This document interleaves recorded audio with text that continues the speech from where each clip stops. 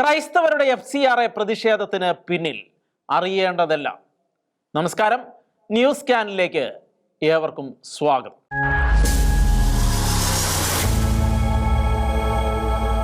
അവികസിത വികസ്വര രാജ്യങ്ങളിലേക്ക് വിദേശ രാജ്യങ്ങളിൽ ഉള്ളവർ പണമയച്ച് സാമ്പത്തികമായി സഹായിക്കുന്ന പ്രവണത വർഷങ്ങളായി ലോകത്ത് നിലനിൽക്കുന്നതാണ്. ഇന്ത്യയിലേക്കും അത്തരത്തിലുള്ള സാമ്പത്തിക സഹായങ്ങൾ വർഷങ്ങളായി എത്തുന്നുണ്ട് എന്ന കാര്യത്തിൽ രണ്ടു പക്ഷമില്ല. വിദേശത്ത് നിന്ന് ഇന്ത്യയിലേക്ക് എത്തുന്ന പണം ഒരു പാവപ്പെട്ട കുടുംബത്തിന് വീട് വെക്കാനോ സാമ്പത്തികമായി പിന്നോക്കം നിൽക്കുന്ന വീട്ടിലെ കുട്ടിയുടെ വിദ്യാഭ്യാസത്തിനോ ആവാം. പാവങ്ങൾക്ക് വേണ്ടിയുള്ള ഒരു ആശുപത്രിയുടെ പ്രവർത്തനത്തിന് ആകാം. ദുരിതബാധിതർക്ക് ഭക്ഷണം നൽകാനാകാം. രാജ്യത്ത് സേവന മനോഭാവത്തോടെ പ്രവർത്തിക്കുന്ന ക്രൈസ്തവ സംഘടനകൾ അങ്ങനെ തന്നെയാണ് ഇന്നുവരെ വിദേശ പണം ചെലവിട്ടിട്ടുള്ളത്. എന്നാൽ ഇന്ത്യൻ പൗരന്മാരായ ക്രൈസ്തവ സഹോദരങ്ങളുടെ അതിജീവനത്തെ ഗുരുതരമായി ബാധിക്കുന്ന പ്രശ്നങ്ങൾക്ക് പരിഹാരം കാണാൻ അവർ സമരം ചെയ്യുകയോ പ്രതിഷേധിക്കുകയോ ചെയ്യുമ്പോൾ അതിനെ വിദേശ സംഭാവനയുമായി കൂട്ടിക്കുഴയ്ക്കുകയും മതപരിവർത്തനം എന്ന ലേബലിലേക്ക് കൊണ്ടുവരികയും അതിന്റെ ഉറവിടങ്ങളെക്കുറിച്ചും വിനിയോഗത്തെക്കുറിച്ചും സംശയത്തിന്റെ നിഴലിൽ നിർത്തുന്ന പ്രവണത അടുത്തിടെയായി വളരെ ശക്തമാണ്, വ്യാപകമാണ്. വിദേശ പണം എവിടെ നിന്നാണ് വരുന്നത് എന്നും ആർക്കാണ് ലഭിക്കുന്നത് എന്നും എന്തിനാണ് ഉപയോഗിക്കുന്നത് എന്നും ആ പണം സാമൂഹിക സേവനത്തിനാണോ അതോ ഇന്ത്യയുടെ ആഭ്യന്തര നയങ്ങളെ സ്വാധീനിക്കാനുള്ള ശ്രമങ്ങൾക്കാണോ എന്നുമുള്ള ചോദ്യങ്ങൾ യുക്തിസഹമാണ്. ഭരണകൂടം അത് പരിശോധിക്കേണ്ടതുമാണ്. ഈ സംശയങ്ങളെ എല്ലാം വിദേശ സംഭാവന നിയന്ത്രണങ്ങളെയും മറുവശത്ത് സന്നദ്ധ സംഘടനകളുടെ ആശങ്കകളെയും യുക്തമായി പരിഗണിച്ചുകൊണ്ട് ഈ വിഷയങ്ങളെല്ലാം ഗൗരവമായി തന്നെ ചർച്ച ചെയ്യേണ്ടത് തന്നെയാണ് എന്ന കാര്യത്തിൽ തർക്കങ്ങളൊന്നുമില്ല. 2000-ലെ FCRA നിയമമാണ് ഇന്ത്യയിലെ വിദേശ സംഭാവനകളുടെ നിയന്ത്രണത്തിന് പ്രധാന നിയമ ചട്ടക്കൂട്. വിദേശത്ത് നിന്ന് സംഭാവന സ്വീകരിക്കുന്ന NGO-കൾക്കും ട്രസ്റ്റുകൾക്കും സന്നദ്ധ മത സംഘടനകൾക്കും FCRA രജിസ്ട്രേഷൻ അല്ലെങ്കിൽ അനുമതി അനിവാര്യമാണെന്ന് ഈ നിയമം വ്യക്തമാക്കുന്നുണ്ട്. പ്രസ്തുത നിയമത്തിന്റെ അടിസ്ഥാന ലക്ഷ്യം വിദേശ സംഭാവനകൾ സ്വീകരിക്കുന്നതിലും ഉപയോഗിക്കുന്നതിലും നിയന്ത്രണവും സുതാര്യതയും ഉറപ്പാക്കുക എന്നതാണ്. വിദേശ ഫണ്ടിന്റെ ഉറവിടം എന്താണ് എന്നും തുക എത്രയാണ് എന്നും ആർക്കാണ് കൈമാറിയത് എന്നും എന്തിനാണ് ചെലവഴിച്ചത് എന്നുമൊക്കെയുള്ള കാര്യങ്ങൾ ഇവിടെ കണക്കുകളിലൂടെ വ്യക്തമാക്കേണ്ടതുണ്ട്. വിദേശ സംഭാവന സ്വീകരിക്കുന്നത് ഒരു മൗലിക അവകാശമല്ല എന്നും എന്നാൽ FCRAയുടെ പേരിൽ സർക്കാർ സ്വീകരിക്കുന്ന ഭരണപരമായ തീരുമാനങ്ങൾ നിയമപരമായ മാനദണ്ഡങ്ങൾ പാലിച്ച് ആയിരിക്കണമെന്നുമുള്ള ഉത്തമമായ ബോധ്യം സ്വീകർത്താക്കൾക്ക് ഉണ്ടായിരിക്കണമെന്ന കാര്യത്തിൽ രണ്ടു പക്ഷമില്ല. ക്രൈസ്തവ സംഘടനകളെല്ലാം അക്കാര്യത്തിൽ കൃത്യമായ അവബോധത്തോടെ തന്നെയാണ് പ്രവർത്തിച്ചത് എന്ന് തന്നെയാണ് മനസ്സിലാക്കാൻ കഴിയുക. അവർ വ്യക്തമാക്കുന്ന വിവരങ്ങൾ അങ്ങനെയാണ്. കഴിഞ്ഞ നാളുകളിൽ വിഴിഞ്ഞം അന്താരാഷ്ട്ര തുറമുഖ പദ്ധതിക്കെതിരായ പ്രതിഷേധങ്ങളുമായി ബന്ധപ്പെട്ടാണ് കേരളത്തിൽ FCRA സംബന്ധിച്ച വലിയ നിയമ വിവാദം ഉയർന്നത്. Kerala social service forum, save A family plan India എന്നീ രണ്ട് ക്രിസ്ത്യൻ NGO-കളുടെ FCRA രജിസ്ട്രേഷൻ പുതുക്കുന്നതിനുള്ള അപേക്ഷകൾ കേന്ദ്രം നിരസിച്ചതിനെ ചോദ്യം ചെയ്തുകൊണ്ട് അവർ കോടതിയെ സമീപിച്ചു. കേന്ദ്ര സർക്കാരിന്റെ നിലപാടിന് പിന്നിൽ സുരക്ഷാ ഏജൻസികളുടെ റിപ്പോർട്ടുകളും വിഴിഞ്ഞം പ്രതിഷേധവുമായി ബന്ധപ്പെട്ട വിദേശ ഫണ്ട് ഉപയോഗത്തെക്കുറിച്ചുള്ള ആരോപണങ്ങളും ഉണ്ടായിരുന്നുവെന്നായിരുന്നു കേസിൽ ഉയർന്ന വാദം. എന്നാൽ ആരോപണം ഉണ്ടെന്നത് മാത്രം മതിയോ, അതോ ആ ആരോപണത്തിന് പിന്തുണ നൽകുന്ന തെളിവുകളും രേഖകളും വേണ്ടേ എന്ന ശക്തമായ ചോദ്യം കോടതി മുന്നോട്ട് വെച്ചതോടെ കേന്ദ്രത്തിന്റെ തീരുമാനങ്ങൾ കാര്യങ്ങൾ തകിടം മറിയുന്ന അവസ്ഥയിൽ എത്തുകയായിരുന്നു. ഈ കേസിൽ ഏറെ ശ്രദ്ധിക്കപ്പെട്ട മറ്റൊരു നിയമചിന്തയായിരുന്നു സമാധാനപരമായ പ്രതിഷേധവുമായി ബന്ധപ്പെട്ടത്. ഒരു വികസന പദ്ധതിയുടെ പേരിൽ തങ്ങൾക്ക് നഷ്ടം ഉണ്ടാകുമെന്ന ആശങ്കയുള്ള ജനങ്ങൾ സമാധാനപരമായി പ്രതിഷേധിക്കുന്നത് ജനാധിപത്യത്തിന്റെ സ്വാഭാവികതയുടെ ഭാഗമാണ്. സർക്കാരിന് ഒരു പ്രതിഷേധത്തോട് വിയോജിക്കുകയും ഒരു വികസന പദ്ധതിക്കെതിരെ ഉയരുന്ന പ്രസ്ഥാനത്തെ വിമർശിക്കുകയും ചെയ്യാം. എന്നാൽ സർക്കാരിന്റെ നയത്തോട് വിയോജിക്കുന്നു എന്നതുകൊണ്ട് മാത്രം ഒരു സംഘടനയുടെ പ്രവർത്തനം അൺഡിസേർവബിൾ ആയി മാറുമോ എന്ന നിർണായകമായ ചോദ്യവും കോടതി മുന്നോട്ട് വെച്ചു. ജനാധിപത്യത്തിൽ സർക്കാരിനെ വിമർശിക്കുന്നത് നിയമ ലംഘനമല്ല എന്നും എന്നാൽ വിദേശ ഫണ്ട് ഉപയോഗിച്ച് നിയമവിരുദ്ധ പ്രവർത്തനം നടത്തിയാൽ അതിന് നിയമപരമായ പരിശോധന ഉണ്ടാകണമെന്നും അതുകൊണ്ട് വിയോജിപ്പും നിയമ ലംഘനവും ഒരേ അളവുകോലിൽ അളക്കാൻ ആകില്ല എന്നും തീർപ്പാക്കിക്കൊണ്ട് കോടതി നടത്തിയ നിരീക്ഷണങ്ങൾ ഗൗരവമായി തന്നെ ചർച്ച ചെയ്യേണ്ടതാണ്. വിദേശ ഫണ്ട് കൈപ്പറ്റി എന്ന ഒറ്റ കാരണം കൊണ്ട് ഇന്ത്യൻ പൗരന് തന്റെ സിവിൽ റൈറ്റുകൾ ഇല്ലാതാകുന്നില്ലല്ലോ. ഷെഖാന ചർച്ചയിൽ പങ്കെടുത്ത അഡ്വക്കേറ്റ് മനു ജെ വരാപ്പള്ളി പറഞ്ഞ കാര്യങ്ങൾ കേൾക്കുക. യാതൊരു കാരണവുമില്ലാതെ അവർക്കിഷ്ടമുണ്ടെങ്കിൽ, അധികാരികൾക്ക് ഇഷ്ടമുണ്ടെങ്കിൽ FCRA ലൈസൻസ് പുതുക്കാതിരിക്കാവുന്ന സാഹചര്യങ്ങൾ ഉണ്ടാകുന്നു. ബഹുമാനപ്പെട്ട ഹൈക്കോടതി, കേരള ഹൈക്കോടതി പറഞ്ഞതാണ് ആർട്ടിക്കിൾ 19 നമ്മുടെ അഭിപ്രായ സ്വാതന്ത്ര്യത്തിന്റെ പേരിൽ ഒരു കാര്യം പറഞ്ഞു കഴിഞ്ഞാൽ അത് FCRA നിഷേധിക്കുവാനായിട്ടുള്ള കാരണമല്ല. അതുകൊണ്ട് തന്നെ അതനുസരിച്ചുള്ള നടപടികളെ ഇവിടെ റദ്ദാക്കുന്നു. ഇനി വേണമെങ്കിൽ നിങ്ങൾ മറ്റു കാരണങ്ങൾ പറയുക, നിയമപരമായിട്ടുള്ള കാരണങ്ങൾ പറയുക എന്നാണ് പറയുക. അപ്പോൾ നമ്മൾക്ക് മുമ്പുള്ള അനുഭവങ്ങൾ എന്ന് പറയുന്നത് ഈ FCRA നിയമത്തെ ആരുടെയൊക്കെയോ വായടപ്പിക്കുവാനായിട്ടുള്ള മാർഗങ്ങളായിട്ട് ഉപയോഗിക്കുന്നു എന്നുള്ളതാണ്. ഇംപ്ലോയിഡ് ആയിട്ട് തന്നെ മുൻകാല പ്രാബല്യത്തോടുകൂടി തന്നെ ഒരിക്കൽ FCRA നിയമം ഉപയോഗിച്ച് ഫണ്ട് സ്വീകരിച്ച സംഘടനകളുടെ സ്വത്തുക്കളെ വരെ സ്വീകരിക്കുവാനായിട്ട്, ഏറ്റെടുക്കുവാനായിട്ട്, അത് വിൽക്കുവാനായിട്ട്. അതും കൂടെ ഓർക്കണം, ഈ വിൽക്കുവാൻ എന്ന് പറയുമ്പോഴത്തേക്കും ഒരു പ്രത്യേകതയുണ്ട്. ഇന്ന് നിലവിലുള്ള നിയമത്തിൽ ഒരു രജിസ്ട്രേഷൻ പ്രകാരമല്ലാതെ ഉടമയ്ക്കല്ലാതെ വിൽക്കാവുന്ന സർഫേസി ആക്റ്റാണ്. അതായത് ബാങ്ക് ലോൺ തിരിച്ചടയ്ക്കാത്തവർക്ക് വന്നു കഴിഞ്ഞാൽ സർഫേസി നിയമപ്രകാരം ബാങ്കിന് അത് ഏറ്റെടുത്ത് അത് മറിച്ച് വിൽക്കുവാനായിട്ടുള്ള അവകാശം നിയമത്തിൽ പറയുന്നുണ്ട്. അതിന് തുല്യമായ ഒരു അവകാശം ഈ ഡെസിഗ്നേറ്റഡ് അതോറിറ്റിക്ക് കൊടുക്കുകയാണ്.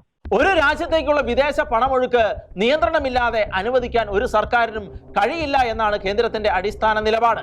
അതിന്റെ കാരണം വിദേശ പണം വെറും സാമ്പത്തിക ഇടപാട് മാത്രമല്ല എന്നും രാഷ്ട്രീയ സ്വാധീനത്തിനും സാമൂഹിക ഇടപെടലുകൾക്കും നയപരമായ സമ്മർദ്ദങ്ങൾക്കും ഉപയോഗിക്കപ്പെടാൻ സാധ്യതയുണ്ട് എന്നതാണ്. അത് അംഗീകരിക്കപ്പെടേണ്ട കാര്യം തന്നെയാണ്. പ്രത്യേകിച്ച് അടിസ്ഥാന സൗകര്യ പദ്ധതികൾ, ഖനനം, ഊർജ്ജ പദ്ധതികൾ, പരിസ്ഥിതി വിഷയങ്ങൾ, ആദിവാസി മേഖലകൾ എന്നിവയുമായി ബന്ധപ്പെട്ട് പ്രസ്ഥാനങ്ങളിൽ വിദേശ ഫണ്ടിന്റെ പങ്ക് സർക്കാർ അന്വേഷിക്കുന്നതിൽ ദേശീയ സുരക്ഷയുടെ വശമുണ്ട് എന്ന കാര്യം നിഷേധിക്കാനുമാകില്ല. ഇതിനിടയിലാണ് 2026 ജൂൺ 22 മുതൽ പ്രാബല്യത്തിൽ വന്ന പുതുക്കിയ FCRA റൂൾസ് ശ്രദ്ധ നേടുന്നത്. പുതിയ ചട്ടമനുസരിച്ച് FCRA രജിസ്റ്റർ ചെയ്ത സ്ഥാപനങ്ങൾക്ക് കൂടുതൽ കംപ്ലയൻസ് ബാധ്യതകൾ കൊണ്ടുവന്നിരിക്കുകയാണ്. സംഘടനകൾ വിദേശ ഫണ്ട് ഉപയോഗിച്ച് പ്രവർത്തിക്കാൻ ഉദ്ദേശിക്കുന്ന സംസ്ഥാനങ്ങളും കേന്ദ്രഭരണ പ്രദേശങ്ങളും വ്യക്തമാക്കേണ്ട സംവിധാനമാണ് ഇതിൽ പ്രധാനപ്പെട്ടത്. അതുപോലെ തന്നെ പ്രവർത്തനങ്ങളുടെ സ്വഭാവവും ഇവിടെ വ്യക്തമാക്കേണ്ടതുണ്ട്. സാമൂഹികം, വിദ്യാഭ്യാസം, സാംസ്കാരികം, സാമ്പത്തികം, മതപരമായ പ്രവർത്തനങ്ങൾ എന്നിങ്ങനെ സർക്കാർ നിർവചിച്ച വിഭാഗങ്ങളിൽ പ്രവർത്തനങ്ങൾ രേഖപ്പെടുത്തേണ്ട സാഹചര്യമാണുള്ളത്. ഇത് വ്യക്തമാക്കുന്നത് ഇനി ഒരു സംഘടനയ്ക്ക് FCRA രജിസ്ട്രേഷൻ ലഭിച്ചാൽ രാജ്യമെമ്പാടും ഏത് മേഖലയിലും അതേ രീതിയിൽ പ്രവർത്തിക്കാമെന്ന പഴയ രീതിക്ക് കൂടുതൽ നിയന്ത്രണം വരുന്നു എന്ന് തന്നെയാണ്. മാത്രമല്ല, പുതിയ പ്രദേശത്തേക്കോ പുതിയ പ്രവർത്തന മേഖലയിലേക്കോ വ്യാപിക്കുമ്പോൾ അധിക നടപടിക്രമങ്ങൾ ആവശ്യമായി വരികയും ചെയ്തേക്കാം. പുതിയ ചട്ടങ്ങളിൽ മറ്റൊരു ശ്രദ്ധേയമായ വിഷയം കീ ഫംഗ്ഷണറി എന്നതാണ്. അതായത് ട്രസ്റ്റിമാർ, ഡയറക്ടർമാർ, ഭരണസമിതി അംഗങ്ങൾ, പ്രധാന തീരുമാനമെടുക്കുന്ന ഉദ്യോഗസ്ഥർ എന്നിവരുടെ ഉത്തരവാദിത്വവും സാമ്പത്തിക ഇടപെടലുകളും കൂടുതൽ പരിശോധനയ്ക്ക് വിധേയമാകുന്ന രീതിയിലാണ് പുതിയ സംവിധാനം. അതോടൊപ്പം ശമ്പളം, യാത്രാഭത്ത, മറ്റ് പ്രതിഫലങ്ങൾ എന്നിങ്ങനെയുള്ള ചെലവുകൾ അഡ്മിനിസ്ട്രേറ്റീവ് എക്സ്പെൻസ് എന്ന വിഭാഗത്തിലായിരിക്കും വരിക. ഫണ്ടിന്റെ പരമാവധി 20% മാത്രമാണ് അഡ്മിനിസ്ട്രേറ്റീവ് എക്സ്പെൻസ് ആയി നിജപ്പെടുത്തിയിരിക്കുന്നത്. പുതിയ സംവിധാനത്തിൽ വിദേശ ഫണ്ട് ലഭിച്ചിട്ടും അത് ലക്ഷ്യപ്രകാരമുള്ള പ്രവർത്തനങ്ങൾക്ക് ഉപയോഗിക്കാതെ ദീർഘകാലം അക്കൗണ്ടിൽ വെക്കുന്ന സ്ഥാപനങ്ങളെയും കൂടുതൽ കർശനമായി പരിശോധിക്കുന്ന വ്യവസ്ഥകളുണ്ട്. വ്യക്തമായി പറഞ്ഞാൽ തുടർച്ചയായ 2 വർഷത്തെ കാലയളവിൽ കുറഞ്ഞത് 10 ലക്ഷം രൂപ എങ്കിലും ലക്ഷ്യാധിഷ്ഠിതമായി വിനിയോഗിച്ചിട്ടില്ല എങ്കിൽ രജിസ്ട്രേഷൻ പുതുക്കുന്നതിലും തുടർന്നുള്ള നടപടികളിലും പ്രശ്നങ്ങൾ ഉണ്ടാകും. വിദേശ ഫണ്ട് ശേഖരിക്കുന്നത് ബാങ്ക് അക്കൗണ്ടിൽ സൂക്ഷിക്കാനല്ല എന്നും മറിച്ച് അത് അംഗീകരിച്ച സാമൂഹിക ലക്ഷ്യങ്ങൾക്കായി ഉപയോഗിക്കാനാണ് എന്നുമുള്ള സർക്കാരിന്റെ വാദം തത്വത്തിൽ അംഗീകരിക്കേണ്ടത് തന്നെയാണ്. എന്നാൽ എല്ലാ സ്ഥാപനങ്ങൾക്കും ഒരേ സാമ്പത്തിക ശേഷിയില്ല എന്നും പ്രത്യേകിച്ച് ചെറിയ സംഘടനകൾക്ക് വർഷം തോറും വലിയ പദ്ധതികൾ നടത്താൻ കഴിയണമെന്നില്ല എന്നും അതിനാൽ ഉപയോഗത്തിന്റെ കാലപരിധിയും സാമ്പത്തിക ശേഷിയും പരിഗണിക്കണമെന്നുമുള്ള NGOകളുടെ ആശങ്ക ഉയർത്തുന്നുണ്ട്. പുതിയ ചട്ടങ്ങൾ പ്രകാരം കൃത്യമായ റിപ്പോർട്ടിങ്ങും ഉറപ്പിക്കപ്പെടുകയാണ്. വിദേശ സംഭാവന എങ്ങനെ ലഭിച്ചുവെന്നും എവിടെ ചെലവഴിച്ചുവെന്നും മുൻഗഡു എങ്ങനെ ഉപയോഗിച്ചുവെന്നുമൊക്കെ വിശദമാക്കുന്ന രേഖകളും നൽകേണ്ടി വരും. ചില സാഹചര്യങ്ങളിൽ ചാർട്ടേഡ് അക്കൗണ്ടന്റിന്റെ അഫിലിയേഷനും വേണ്ടിവരും. ഒപ്പം സ്ഥാപനത്തിന്റെ ഔദ്യോഗിക വെബ്സൈറ്റ്, സോഷ്യൽ മീഡിയ അക്കൗണ്ടുകൾ തുടങ്ങിയ വിവരങ്ങളും വെളിപ്പെടുത്തേണ്ടി വരികയും ചെയ്യും. ഇതേക്കുറിച്ച് സർക്കാർ പറയുന്നത് സുതാര്യത വർദ്ധിക്കുമെന്നാണെങ്കിൽ NGOകൾ വാദിക്കുന്നത് കംപ്ലയൻസ് ബേർഡൻ വർദ്ധിക്കുമെന്നാണ്. ഇവിടെയാണ് ഒരു സമന്വയം കണ്ടെത്തേണ്ടതായി വന്നിരിക്കുന്നത്. ഇവിടെ ക്രിസ്ത്യൻ സംഘടനകളുടെ ആശങ്കയും ശക്തമായി ഉയർന്നിരിക്കുകയാണ്. കേരളത്തിൽ വിദ്യാഭ്യാസം, ആരോഗ്യ പരിചരണം, ഭവന നിർമ്മാണം, ദാരിദ്ര്യ നിവാരണം, വയോജന സംരക്ഷണം, ദുരിതാശ്വാസം തുടങ്ങി നിരവധി മേഖലകളിൽ നിരവധി ക്രിസ്ത്യൻ സംഘടനകളാണ് സന്നദ്ധതയോടെ പ്രവർത്തിക്കുന്നത്. അവയിൽ മിക്കവയും വിദേശ സംഭാവനകളെ ആശ്രയിക്കുന്നവയാണ്. അതുകൊണ്ട് FCRAയിലെ ഓരോ മാറ്റവും ഈ മേഖലയെ നേരിട്ട് തന്നെ ബാധിക്കുമെന്ന ആശങ്കയും കലശലായിട്ടുണ്ട്. അതേക്കുറിച്ച് ഷെക്കേന നടത്തിയ ചർച്ചയിൽ പങ്കെടുത്ത ഫാദർ റോബിൻ പടിഞ്ഞാറേക്കുട്ട് പറഞ്ഞത് കേൾക്കുക. നമ്മുടെയൊക്കെ ഈ കോൺഗ്രിഗേഷനിലെ നമ്മുടെ സിസ്റ്റേഴ്സ് വിദേശത്ത് ജോലി ചെയ്ത് അവർക്ക് കിട്ടുന്ന സാലറി ആ കോൺഗ്രിഗേഷന്റെ ട്രീറ്റ്മെന്റിനും അവരുടെ ചെലവിനുമൊക്കെയായി അവരുടെ പ്രൊഫഷണൽ ഹൗസിലേക്കും അല്ലെങ്കിൽ അവരുടെ സംവിധാനങ്ങളിലേക്ക് കൊടുക്കുമ്പോൾ അതിനൊക്കെ നിയന്ത്രണമൊക്കെ കൊണ്ടുവരിക, അതൊക്കെ ഒരു മാനുഷികമായ പരിഗണനയ്ക്കൊക്കെ അപ്പുറത്തേക്കാണ്. അപ്പൊ ശരിക്കും പറഞ്ഞിട്ടുണ്ടെങ്കിൽ ഈ ക്രൈസ്തവ സഭയെ എത്രമാത്രം ബാധിക്കുന്നു എന്നൊരു ചോദ്യത്തിനോട് ഉത്തരം പറയേണ്ടതായിട്ടുണ്ട്. പലരും പറയാറുണ്ട് കോഴി കെട്ടവന്റെ തലയിലെ പപ്പിന് പോളൂ എന്നൊക്കെ പറയുന്നുണ്ടെങ്കിൽ അതിന്റെ കാരണം ഇതാണ്, ഏറ്റവും കൂടുതൽ പ്രവർത്തിക്കുന്നത് ക്രൈസ്തവ സഭകളാണെന്നേ. അതായത് ഏത് രീതിയിലാണെങ്കിലും, അതായത് ഇന്ത്യയിൽ ഏറ്റവും കൂടുതൽ ചാരിറ്റി രംഗത്ത് പ്രവർത്തിക്കുന്നത് ക്രൈസ്തവ സഭകളാണ്. ഏറ്റവും കൂടുതൽ കാരുണ്യ പ്രവർത്തികളുടെ സ്ഥാപനങ്ങളുള്ളത് ക്രൈസ്തവ സഭകൾക്കാണ്. ഏറ്റവും കൂടുതൽ എന്താ പറയാ സ്വയം മറന്ന് ജനങ്ങളിലേക്ക് ഇറങ്ങിച്ചെന്ന് പ്രവർത്തിക്കുന്നതും അതുപോലെ തന്നെ വിദ്യാഭ്യാസ മേഖലയിൽ ഒരു നയാ പൈസ പോലും പ്രതീക്ഷിക്കാതെ ഇറങ്ങി പോയി വർക്ക് ചെയ്യുന്നതും ക്രൈസ്തവ സഭകളാണത്. അതുകൊണ്ട് തന്നെ ഇത് വളരെ പ്രധാനപ്പെട്ട ഒരു ആശങ്കയായിട്ട് തന്നെ കാണുന്നു. ക്രൈസ്തവ വിഷയം മാത്രമല്ല കേട്ടോ, ഇത് പൊതുസമൂഹത്തെ മുഴുവൻ ബാധിക്കുന്ന വിഷയമാണ്. പലപ്പോഴും ഇതൊരു ക്രിസ്ത്യാനികളെ മാത്രം ബാധിക്കുന്ന വിഷയമായിട്ട് തെറ്റിദ്ധാരണകൾ ഉണ്ടാകാറുണ്ട്. നമ്മളെ മാത്രം ബാധിക്കുന്ന കാര്യമല്ല, ക്രിസ്ത്യാനികളെ മാത്രം ബാധിക്കുന്ന കാര്യമല്ല, അത് എല്ലാ തരത്തിലുള്ള NGOസിനെ ബാധിക്കുന്നുണ്ട്. ആസ് എ കോർപ്പറേറ്റ് ലോയർ എന്ന നിലയിൽ എനിക്ക് ഒരുപാട് ആളുകൾ ഈ ക്രിസ്ത്യൻ അല്ലാത്ത NGOസിന്റെ ഭാഗത്തുനിന്ന് പോലും ഈ വിഷയവുമായി ബന്ധപ്പെട്ട ആളുകളുടെ കോളുകളൊക്കെ ഈ ദിവസങ്ങളിലൊക്കെ വരാറുണ്ട്.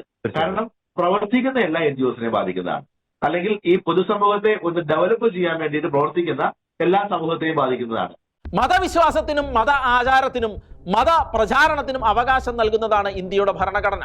എന്നാൽ വിദേശ പണം സ്വീകരിക്കുന്നതുമായി ബന്ധപ്പെട്ട് പ്രത്യേക നിയന്ത്രണങ്ങൾ ഏർപ്പെടുത്താൻ നിയമത്തിന് സാധിക്കും എന്നതിനാൽ മതസ്വാതന്ത്ര്യം ഉണ്ട് എന്നത് വിദേശ ഫണ്ട് നിയന്ത്രണമില്ലാതെ സ്വീകരിക്കാനുള്ള അവകാശം ആകുന്നില്ല. എന്നാൽ അതിന് ഒരു മറുവശം കൂടിയുണ്ട്. ഒരു സ്ഥാപനത്തിന് FCRA ഉണ്ട് എന്നതുകൊണ്ട് നിയമപരമായോ മതപരമായോ സാമൂഹികമായോ പ്രവർത്തനങ്ങളെ അനാവശ്യമായി തടയാനുള്ള അധികാരം സർക്കാരിന് നൽകുന്നില്ല. എന്നാൽ കാര്യങ്ങൾ അതിലേക്ക് നയിക്കുമോ എന്ന ആശങ്ക ശക്തമാണ്. ഈ കാര്യത്തിൽ ഗൗരവമായി പരിശോധിക്കേണ്ടത് FCRA ചർച്ചയ്ക്ക് മറ്റൊരു മുഖം നൽകിയ പ്രമുഖ നിയമജ്ഞൻ ഹരീഷ് സാൽവെയുടെ നിലപാടുകളാണ്. FCRA ഒരു മതത്തെയോ ക്രിസ്ത്യൻ സമൂഹത്തെയോ മാത്രം ലക്ഷ്യമിടുന്ന നിയമമല്ല എന്നാണ് അദ്ദേഹം പ്രധാനമായി വാദിക്കുന്നത്.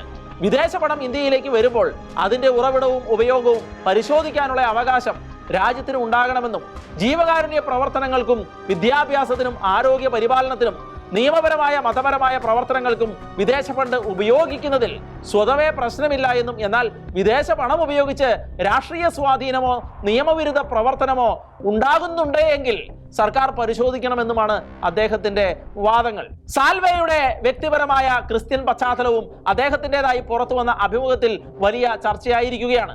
എന്നാൽ തന്റെ മതവിശ്വാസവും രാജ്യത്തിന്റെ നിയമ സുരക്ഷാ താല്പര്യവും വേർതിരിച്ചാണ് കാണുന്നത് എന്നാണ് അദ്ദേഹം മുന്നോട്ട് വയ്ക്കുന്ന നിലപാട്. FCRAയെ ചുറ്റിപ്പറ്റിയുള്ള ഏറ്റവും സെൻസിറ്റീവ് വിഷയങ്ങളിൽ ഒന്നാണ് മതപരിവർത്തനം. ക്രിസ്ത്യൻ സംഘടനകളെ ലക്ഷ്യമിട്ടാണ് FCRA ഭേദഗതി എന്നാണ് പരക്കെയുള്ള വിമർശനം. എന്നാൽ മറുവശത്ത് സർക്കാർ അനുകൂല വാദം പറയുന്നത് നിയമപരമായ മതപ്രചാരണവും വിദേശ പണം ഉപയോഗിച്ച് നിയമവിരുദ്ധമായ സമ്മർദ്ദമോ പ്രലോഭനങ്ങളോ ഉപയോഗിച്ചുള്ള മതപരിവർത്തനം രണ്ട് തരത്തിലുള്ളത് ആണ് എന്നാണ്. വാദം ഇങ്ങനെയൊക്കെയാണ് എങ്കിലും ക്രൈസ്തവരുടെ മുൻ അനുഭവവും ഇപ്പോൾ വടക്കേ ഇന്ത്യയിൽ സംസ്ഥാനങ്ങളിൽ നിന്ന് പുറത്തു വരുന്ന വാർത്തകളും കൂട്ടിച്ചേർത്ത് വായിക്കുമ്പോൾ ക്രൈസ്തവരുടെ ഭീതി അസ്ഥാനത്തല്ല എന്നുള്ളത് വളരെ വ്യക്തമാണ്. കാരണം നിർബന്ധിത മതപരിവർത്തന നിരോധന നിയമം നടപ്പിലാക്കിയ സംസ്ഥാനങ്ങളിൽ അതിന്റെ ദുരുപയോഗം ക്രൈസ്തവർക്കെതിരെ വ്യാപകമായി നടക്കുന്നുണ്ട് എന്നത് നിഷേധിക്കാനാവാത്ത യാഥാർത്ഥ്യമാണ്. ക്രൈസ്തവർ പ്രാർത്ഥിക്കാൻ ഒരുമിച്ച് കൂടുന്നത് പോലും മതപരിവർത്തനമാണ് എന്നാരോപിച്ച് ക്രൈസ്തവർക്കെതിരെ അനേകം ആക്രമണങ്ങളും കേസുകളും രാജ്യത്ത് റിപ്പോർട്ട് ചെയ്യപ്പെട്ടിട്ടുണ്ട്. എന്നാൽ ഇതിൽ ഏതാണ്ട് എല്ലാം തന്നെ വ്യാജ ആരോപണങ്ങളായിരുന്നുവെന്ന് കോടതിയിൽ ഇത്തരം കേസുകളുടെ നിലവിലെ അവസ്ഥ പരിശോധിച്ചാൽ വ്യക്തമാകും. ഇത് തന്നെയാണ് ആട്ടിൻതോൽ അണിഞ്ഞു നിൽക്കുന്ന FCRA ഭേദഗതിയിലൂടെയും വരാൻ പോകുന്നത് എന്നാണ് ക്രൈസ്തവർ ഭയപ്പെടുന്നത്. ആ ഭയം അസ്ഥാനത്തല്ല. ഏതായാലും ഒരു സംഘടന ക്രിസ്ത്യൻ സംഘടനയായതും ആരെയും ആകർഷിക്കുന്ന യേശുക്രിസ്തുവിന്റെ സ്നേഹത്തെക്കുറിച്ച് ക്രൈസ്തവർ പ്രചരിപ്പിക്കുന്നതും നിയമ ലംഘനമല്ല. ഒരു സംഘടന വിദേശ ഫണ്ട് സ്വീകരിക്കുന്നു എന്നതുകൊണ്ട് രാജ്യവിരുദ്ധ പ്രവർത്തനത്തിന്റെ തെളിവല്ല. ഫണ്ടിന്റെ ഉറവിടവും ഉപയോഗവുമാണ് നിർണായകമായിട്ടുള്ളത്. ഇന്ത്യയിലെ പല വലിയ വികസന പദ്ധതികൾക്കെതിരെയും സാമൂഹിക പ്രസ്ഥാനങ്ങൾ രംഗത്തിറങ്ങിയിട്ടുണ്ട്. അണക്കെട്ടുകൾ, ഖനന പദ്ധതികൾ, വ്യവസായ പദ്ധതികൾ, തുറമുഖങ്ങൾ, പരിസ്ഥിതി പദ്ധതികൾ, ഇങ്ങനെ ജനങ്ങളുടെ അതിജീവനത്തെ ഗുരുതരമായി ബാധിക്കുന്ന ചില വികസന പ്രവർത്തനങ്ങൾക്കെതിരെ ശക്തമായ ജനകീയ പ്രതിഷേധങ്ങൾ ഉണ്ടായിട്ടുണ്ട്. ഇത്തരം പ്രതിഷേധങ്ങളിൽ വിദേശ ഫണ്ടിന്റെ പങ്കുണ്ടോ എന്നത് പരിശോധിക്കേണ്ടത് സർക്കാരിന്റെ അവകാശമാണ്. പക്ഷേ പ്രതിഷേധം ഉണ്ടെന്നത് കൊണ്ട് മാത്രം അത് വിദേശ ഗൂഢാലോചനയാണ് എന്ന് നമുക്ക് പറയാൻ കഴിയില്ല. തെളിവുകളാണ് അവിടെയും അത്യന്താപേക്ഷിതമാകുന്നത്. വിഴിഞ്ഞം കേസിലെ നിയമ ചർച്ച ഇതേ അടിസ്ഥാന ചോദ്യമാണ് മുന്നോട്ട് വയ്ക്കുന്നത്. ഒരു പ്രതിഷേധത്തെ സർക്കാർ ഇഷ്ടപ്പെടുന്നില്ല എന്നത് മാത്രം കൊണ്ട് അതിന് വിദേശ ഫണ്ട് ഉപയോഗിച്ചതായി നിയമപരമായി നിഗമനം നടത്താനാകുമോ? അല്ലെങ്കിൽ വിദേശ ഫണ്ട് നേരിട്ട് പ്രതിഷേധത്തിന് ഉപയോഗിച്ചതിന്റെ തെളിവ് വേണമോ എന്നും കോടതി ചോദിച്ചതിന്റെ സാങ്കത്യവും മറ്റൊന്ന് ആയിരുന്നില്ല. 2026 മാർച്ച് 25 ലോക്സഭയിൽ FCRA ഭേദഗതി ബില്ല് എത്തിയെങ്കിലും അത് ഇതുവരെ നിയമമായിട്ടില്ല. വിഷയത്തിലെ ലേറ്റസ്റ്റ് അപ്ഡേഷൻ അനുസരിച്ച് ബില്ല് ഇപ്പോൾ JPCക്ക് വിട്ടിരിക്കുകയാണ്. അക്കാര്യത്തിൽ ശക്തമായ സമ്മർദ്ദം തന്നെയായിരുന്നു കത്തോലിക്ക ബിഷപ്പ് കൗൺസിൽ നടത്തിയത്. ഈ വിഷയത്തെക്കുറിച്ച് ഷെക്കേന നടത്തിയ ചർച്ചയിൽ CBC പ്രതിനിധിയായി വന്ന അഡ്വക്കേറ്റ് രമ്യ തോമസ് പറഞ്ഞത് കേൾക്കുക. ഓരോ ആവശ്യങ്ങളും അതതായ സമയത്ത് ഞങ്ങളുടെ സഭാംഗങ്ങളെയും അതുപോലെ തന്നെ മറ്റ് സിവിൽ സൊസൈറ്റി അംഗങ്ങളെ അറിയിക്കുകയും നമ്മൾ ഓരോരുത്തരുടെയും FCRA ഓർഡറുകൾ കറക്റ്റായിട്ട് പഠിക്കുകയും ഇത് നഷ്ടപ്പെട്ട അവരുടെ ഓർഡറുകൾ കറക്റ്റായിട്ട് പഠിക്കുകയും അതിന്റെ ബേസിലാണ് നമ്മൾ മെമ്മോറാണ്ടങ്ങൾ ഉണ്ടാക്കുകയും അത് നമ്മൾ കറക്റ്റായിട്ട് പാർലമെന്ററി അംഗങ്ങളെയും നമ്മുടെ ആഭ്യന്തരമന്ത്രി അമിത്ഷാജിയെയും ബാക്കി ഉള്ള നിയമവിദഗ്ധരെയും അറിയിക്കുകയും അത് കംപ്ലീറ്റ് ആയിട്ട് വിത്ഡ്രോ ചെയ്യണമെന്ന് ആവശ്യപ്പെടുകയും ചെയ്തു. അത് വിത്ഡ്രോ ചെയ്യാത്ത പക്ഷം അത് അറ്റ്ലീസ്റ്റ് JPCക്ക് വിടണമെന്ന് നിർദ്ദേശിക്കുകയും ചെയ്തു. അപ്പോൾ അതിന്റെ ഫലമായിട്ടാണ് ഇന്നിത് JPCക്ക് വിട്ടിരിക്കുന്നത്. അവരിൽ നിന്ന് എന്തെങ്കിലും നല്ല കാര്യങ്ങൾ സംഭവിക്കുമെന്നും ഇത് നന്നായി പഠിച്ച് അതിന് വേണ്ട തീരുമാനങ്ങൾ നമ്മുടെ സഭയ്ക്ക് എന്നുള്ളതിനേക്കാൾ ഉപരി ജനങ്ങൾക്ക് നന്മ വരുന്ന തീരുമാനങ്ങൾ എടുക്കുമെന്ന് ഞങ്ങൾ വിശ്വസിക്കുന്നു. ഇവിടെ നമ്മൾ മനസ്സിലാക്കേണ്ട കാര്യം ജൂൺ 22 മുതൽ പ്രാബല്യത്തിൽ വന്ന FCRA റൂൾസ് ഒരു കാര്യവും പാർലമെന്റിൽ അവതരിപ്പിച്ച FCRA ഭേദഗതി ബില്ല് മറ്റൊരു കാര്യവുമാണ്. 2026 ഓഗസ്റ്റ് 12 റിപ്പോർട്ടുകൾ പ്രകാരം ബില്ല് സംയുക്ത പാർലമെന്ററി കമ്മിറ്റിയുടെ വിശദ പരിശോധനയ്ക്ക് അയച്ചിരിക്കുകയാണ്. അതായത് ബില്ലിലെ നിർദ്ദേശങ്ങൾ ഇപ്പോൾ തന്നെ നിലവിലുള്ള നിയമമാണെന്ന് പറയാനാവില്ല. ആ ബില്ലിലെ ശ്രദ്ധേയമായ നിർദ്ദേശങ്ങളിൽ ഒന്ന് FCRA രജിസ്ട്രേഷൻ റദ്ദാക്കുകയോ കാലഹരണപ്പെടുകയോ ചെയ്യുന്ന സ്ഥാപനങ്ങളുടെ വിദേശ ഫണ്ട് ഉപയോഗിച്ച് സൃഷ്ടിച്ച സ്വത്തുക്കളുമായി ബന്ധപ്പെട്ടതാണ്. രജിസ്ട്രേഷൻ റദ്ദായാൽ ആ സ്ഥാപനത്തിന്റെ വിദേശ സംഭാവന ഉപയോഗിച്ച് സൃഷ്ടിച്ച സ്വത്തുക്കൾ കൈകാര്യം ചെയ്യുന്നതിനായി പ്രത്യേക ഡെസിഗ്നേറ്റഡ് അതോറിറ്റിയെ സൃഷ്ടിക്കാനുള്ള നിർദ്ദേശമാണ് ബില്ലിൽ ഉയരുന്നത്. ഇതാണ് NGOകൾക്ക് ആശങ്കയ്ക്ക് കാരണമായ നിർദ്ദേശങ്ങളിൽ ഏറ്റവും പ്രധാനപ്പെട്ട ഒരെണ്ണം. FCRAയിലെ പുതിയ മാറ്റങ്ങളെക്കുറിച്ച് കേരളത്തിലും ശക്തമായ രാഷ്ട്രീയ സാമൂഹ്യ പ്രതികരണങ്ങളാണ് ഉണ്ടായിരിക്കുന്നത്. കേരള നിയമസഭ FCRA റൂൾസിനും ഭേദഗതി ബില്ലിനുമെതിരെ പ്രമേയം പാസാക്കിയിരുന്നു.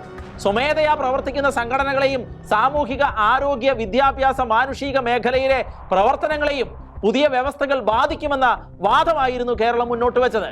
അതായത് FCRA ഇനി കേന്ദ്ര സർക്കാരും NGOകളും തമ്മിലുള്ള ഒരു ഭരണപരമായ വിഷയം മാത്രമല്ല, മറിച്ച് കേന്ദ്ര സംസ്ഥാന ബന്ധം, മതസ്വാതന്ത്ര്യം, സാമൂഹ്യ സേവനം, ദേശീയ സുരക്ഷ, ജനാധിപത്യ പ്രതിഷേധം തുടങ്ങിയ നിരവധി വിഷയങ്ങൾ ഇതിലേക്ക് കടന്നു വരികയാണ്. എന്നാൽ വിദേശ സംഭാവനയുടെ പേരിൽ നിയമലംഘനം നടന്നാലും വിദേശ പണം തീവ്രവാദത്തിനോ അക്രമത്തിനോ നിയമവിരുദ്ധ പ്രവർത്തനങ്ങൾക്കോ ഉപയോഗിച്ചാൽ അതിനെതിരെ ശക്തമായ നിയമ നടപടി എടുക്കുകയും കള്ളക്കണക്കുകൾ ഉണ്ടെങ്കിൽ പരിശോധിക്കുകയും പണം മറ്റൊരു ലക്ഷ്യത്തിലേക്ക് വഴിതിരിച്ചു വിട്ടാൽ നടപടിയെടുക്കുകയും വേണ്ടതാണ്. വിദേശ പണം ഉപയോഗിച്ച് രാജ്യത്തിന്റെ ആഭ്യന്തര നയങ്ങളെ അനധികൃതമായി സ്വാധീനിക്കാൻ ശ്രമിച്ചാൽ അതും പരിശോധിക്കപ്പെടേണ്ടത് തന്നെയാണ്. നിയന്ത്രണം തെളിവിന്റെ അടിസ്ഥാനത്തിലും നടപടി വ്യക്തമായ കാരണത്തിന്റെ അടിസ്ഥാനത്തിലുമൊക്കെ ആയിരിക്കണം. മറിച്ച് വിയോജിപ്പിനെ മാത്രം നിയമലംഘനമായി കാണാൻ പാടില്ല.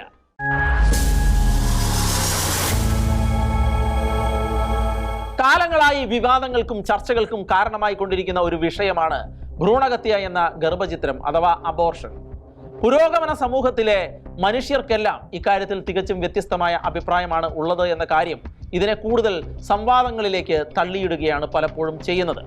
അബോർഷൻ എന്നത് സ്ത്രീയുടെ അവകാശം, ആരോഗ്യപരമായ തീരുമാനമെടുക്കാനുള്ള സ്വാതന്ത്ര്യം, ഗർഭസ്ഥ ശിശുവിന്റെ ജീവന്റെ അവകാശം, മതധാർമ്മിക വിശ്വാസങ്ങൾ എന്നിവയെ ഒരേ സമയം സ്പർശിക്കുന്ന സങ്കീർണമായ സാമൂഹിക വിഷയമാണ് എങ്കിലും പലപ്പോഴും സ്ത്രീയുടെ അവകാശങ്ങൾക്ക് മാത്രം പ്രാധാന്യം കൊടുത്താണ് ഇതേക്കുറിച്ച് പലരും വാദഗതികൾ ഉയർത്തുന്നത്.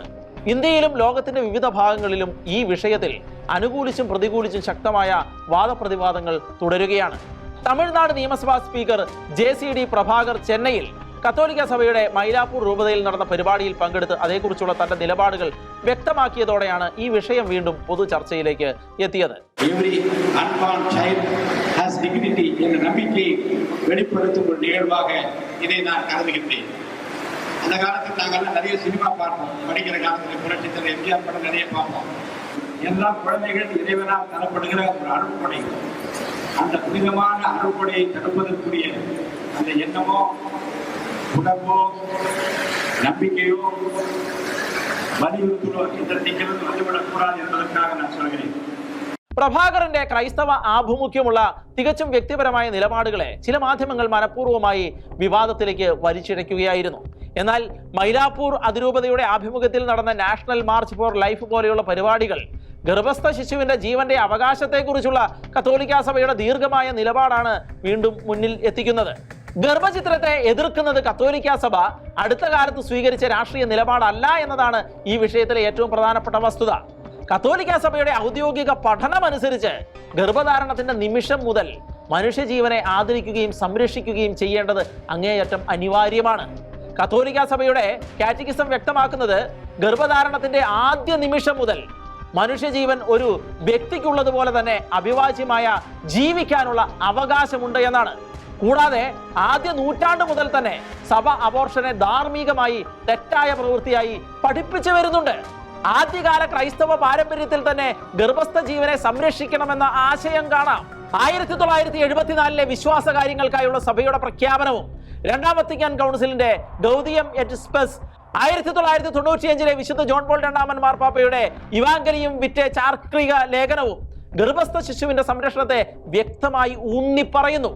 രണ്ടാം വത്തിക്കാൻ കൗൺസിൽ ഗർഭധാരണത്തിന്റെ നിമിഷം മുതൽ മനുഷ്യജീവനെ അതീവ ശ്രദ്ധയോടെ സംരക്ഷിക്കണമെന്ന് വ്യക്തമാക്കുകയും ചെയ്തു. അതുകൊണ്ട് ഇന്ന് നടക്കുന്ന മാർച്ച് ഫോർ ലൈഫ് പോലെയുള്ള പ്രകടനങ്ങളെ സഭയുടെ പുതിയ രാഷ്ട്രീയ ഇടപെടലായി മാത്രം കാണുന്നത് ചരിത്രപരമായി അപൂർണവും പിന്നെ അപലപനീയവുമാണ് എന്ന് പറയാതെ തരമില്ല. ഇവിടെയാണ് തമിഴ്നാട് നിയമസഭാ സ്പീക്കറുടെ പ്രസംഗവും ചർച്ച ചെയ്യേണ്ടത്. ഒരു ഭരണഘടനാ പദവി വഹിക്കുന്ന വ്യക്തി ഔദ്യോഗിക ചുമതല നിർവഹിക്കുമ്പോൾ ഭരണഘടനാപരമായ നിഷ്പക്ഷത പാലിക്കേണ്ടത് നിർണായകമാണ്. എന്നാൽ ഒരു വ്യക്തിക്ക് സ്വന്തം മതപരവും ധാർമ്മികവുമായ വിശ്വാസം ഉണ്ടായിരിക്കരുത് എന്നതിന് അതിൽ നിന്ന് അർത്ഥമില്ല. അബോർഷനെ എതിർക്കുന്ന അഭിപ്രായം സ്വതവേ നിയമവിരുദ്ധമായ അഭിപ്രായമല്ല. ഒരു വ്യക്തി തന്റെ മതവിശ്വാസത്തിന്റെ അടിസ്ഥാനത്തിൽ ഗർഭസ്ഥ ശിശുവിന്റെ ജീവൻ സംരക്ഷിക്കപ്പെടണം എന്ന് അഭിപ്രായപ്പെടുന്നതും ജനാധിപത്യത്തിലെ അഭിപ്രായ സ്വാതന്ത്ര്യത്തിന്റെ പരിധിയിൽ ചർച്ച ചെയ്യപ്പെടേണ്ട വിഷയമാണ്. അതേസമയം വ്യക്തിപരമായ വിശ്വാസവും സർക്കാർ ഔദ്യോഗിക നയവും തമ്മിലുള്ള വ്യത്യാസം വ്യക്തമായി സൂക്ഷിക്കേണ്ടതുണ്ട്. ഇത് കത്തോലിക്കാ സഭയുടെ കാലങ്ങൾ പഴക്കമുള്ള നിലപാടാണ് എന്ന് അറിയാതെയും 20-ാം നൂറ്റാണ്ടിലെ ഏതെങ്കിലും രാഷ്ട്രീയ പ്രസ്ഥാനത്തിന്റെ ഭാഗമായി രൂപപ്പെട്ട ആശയമാണ് എന്ന ഒരു ബാലിശമായ തെറ്റിദ്ധാരണ ചില ലെഫ്റ്റ് ലിബറൽ മാധ്യമങ്ങൾക്ക് കലശലാകുകയും ചെയ്തതുകൊണ്ട് തന്നെയാണ് ഇത്തരം വിവാദങ്ങൾക്ക് തിരി കൊളുത്തിവിട്ടത്. എന്നാൽ കത്തോലിക്കാ സഭയുടെ മൈലാപ്പൂർ രൂപത അംഗം കൂടിയായ പ്രഭാകർ താൻ പറഞ്ഞതിൽ ഉറച്ചു നിൽക്കുകയും തമിഴ്നാട് മുഖ്യമന്ത്രി സി ജോസഫ് വിജയുടെ ശ്രദ്ധയിൽ ഈ വിഷയങ്ങൾ എത്തിക്കുമെന്ന് ഷെക്കാന ന്യൂസിനോട് ഉറപ്പ് പറയുകയും ചെയ്തു. I am proud to be a part of this procession that is taking place, which is being conducted by the Catholic community, that we have no right for abortion. And the enthusiasm and the interest that people are evincing in Tamil Nadu, and more delegates have come from all over the country. It is a challenging task because the various governments all over the world are taking different views on this. But here, as a community, the Christian community as such are under the strong belief that abortion should never take place at any point of time, because every child is a gift of God, and that gift must be cherished by every woman and every family. And this pro-life motto is taking a long way to achieve their object. can we expect that Tamil Nadu government will take more actions to promote the pro-life? Yeah, we should bring it to the notice of our Honorable Chief Minister, Mr. Joseph Vijay, who has got innovative ideas. He understands things and keeps all the information at the tips of his fingers. So if only bring it to his notice, he will definitely take steps on this. അതേസമയം pro life നിലപാട് സ്ത്രീയുടെ അവകാശങ്ങളെ അവഗണിക്കുന്നതായിരിക്കണമെന്നില്ല എന്ന വാദവും സഭ മുന്നോട്ട് വയ്ക്കുന്നു. സഭയുടെയും ഗർഭസ്ഥ ശിശുവിന്റെയും ജീവനും ക്ഷേമവും ഒരുമിച്ച് സംരക്ഷിക്കപ്പെടുന്ന സാമൂഹിക സംവിധാനമാണ് ആവശ്യമെന്നാണ് ഈ നിലപാടിന്റെ അടിസ്ഥാനവാദം. ഗർഭിണിക്ക് ആരോഗ്യ പരിചരണം, കുടുംബ പിന്തുണ, സാമ്പത്തിക സുരക്ഷ, പ്രസവാനന്തര പരിചരണം, മാനസിക പിന്തുണ തുടങ്ങിയവ ഉറപ്പാക്കേണ്ടതിന്റെ ആവശ്യകതയും ഇതോടൊപ്പം ചർച്ച ചെയ്യപ്പെടുന്നു. കത്തോലിക്ക സഭയുടെ പഠിപ്പിക്കലിൽ ഗർഭസ്ഥ ശിശുവിനെ സംരക്ഷിക്കുന്നതോടൊപ്പം മാതാവിനോടുള്ള കരുണയും പരിചരണവും പ്രധാനമാണ്. അതുകൊണ്ട് തന്നെ പ്രോലൈഫ് നിലപാടിനെ വെറും സ്ത്രീവിരുദ്ധതയായി ചിത്രീകരിക്കുന്നതിന് പകരം അതിന്റെ മതപരവും ധാർമ്മികവുമായ അടിത്തറയും മനസ്സിലാക്കേണ്ടതുണ്ട്.